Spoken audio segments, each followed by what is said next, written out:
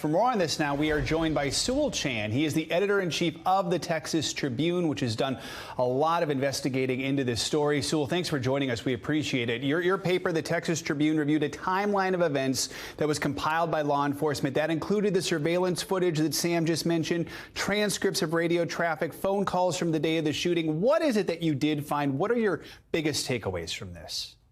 Yeah, thank you, Joe. The reporter just laid out a lot of them, right? The timeline, the video cameras, footage, the body cam imagery, and other documents we've reviewed basically suggest that from really minutes after, the gunman arrived, you saw the arrival of law enforcement, weaponry, protective equipment, including those ballistic shields, even firefighting equipment, such as the Halligan, a tool that would have allowed firefighters and others to just force their way through the doors. So you really have this accumulation of men, materiel, and of course, motivation. What you did not have was a clear order and command to breach. And that is, of course, the delay that everyone is focusing on right now. Yeah, let's talk more about that. I mean, we know several law enforcement agencies were on the scene. The school district police chief, Pete Arredondo, said he did not consider himself the officer in charge at the scene. But it seems like other officers did think he was the one in charge. What more can you tell us about that disconnect there?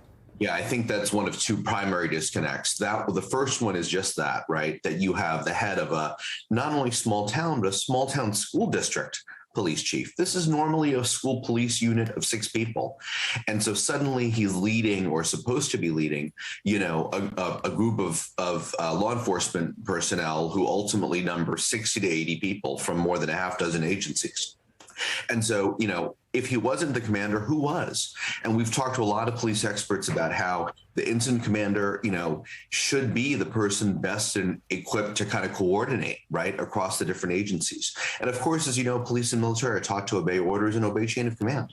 And so no one was going to either, I don't want to say mutiny, but no one was going to defy the lawful orders and suddenly, kind of go solo. The second major discrepancy, Joe, is that Chief Arredondo had told us that officers had tried the 2 doors of those classrooms and then finding them locked, had to wait an excruciatingly long time for a master key to arrive to allow them to get in. Now state officials say that they strongly don't believe that the doors were ever locked. It's unreal. As Sam just laid out, too, this whole shooting lasted 1 hour, 14 minutes, 8 seconds to be exact. During that time, officers, we know, were standing by outside the classrooms. We've seen some of the video that you got. Do we know what any of those officers were thinking, what was going through their minds during that excruciating wait? It's very clear from the new footage that they were experiencing unimaginable agony and frustration. You had one police officer whose daughter was literally dying inside. You had another officer whose wife, a teacher, had called him from inside the classroom saying, "I'm bleeding to death." And that, of course, is the teacher who subsequently died en route to the hospital. So, and the officer whose daughter died, it turns out, had to be kind of disarmed and escorted out because, of course, his grief and his anger and his desire to go in and act, were so, of course, profoundly and understandably acute. Hard to imagine what was going through his mind. So many journalists, including your newspaper, have been relentlessly staying on this. What comes next in the investigation, and what are you looking to learn next?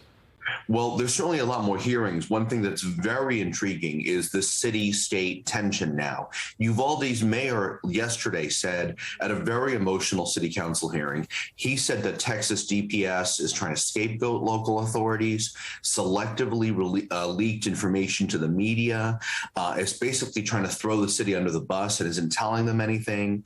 And he said that he feels it's very, very unfair.